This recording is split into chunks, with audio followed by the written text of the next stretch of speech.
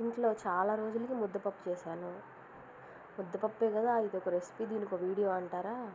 అలా ముద్దపప్పులో నెయ్యి వేసుకొని, వేడి అన్నంలో నెయ్యి వేసుకొని, ఆవకాయ వేసుకొని అలా కలుపుకొని తింటే చాలా టేస్ట్గా ఉంటుంది. ముందుగా కందిపప్పుని ఫ్రై చేసుకొని కుక్కర్లో వేసి వాటర్ పోసుకొని నానబెట్టుకోండి 1/2 అవర్.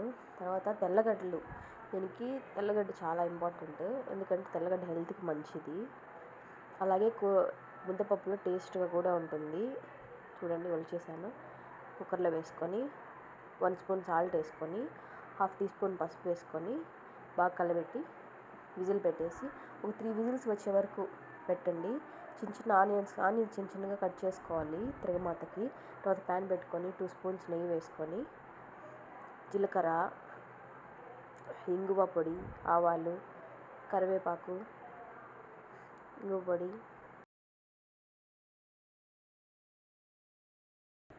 ఎండుమిర్చి, ఆనియన్స్ వేసి ఫ్రై చేయండి. ఆనియన్స్ రెడ్గా అయ్యేదాకా ఫ్రై చేయండి. తర్వాత పప్పులో వేసి కలిపేయండి. పప్పు చాలా వెన్నలాగా మెత్తగా అయిపోవాలి, అప్పుడే చాలా టేస్ట్గా ఉంటుంది. అంతే. ఎలా ఉంది?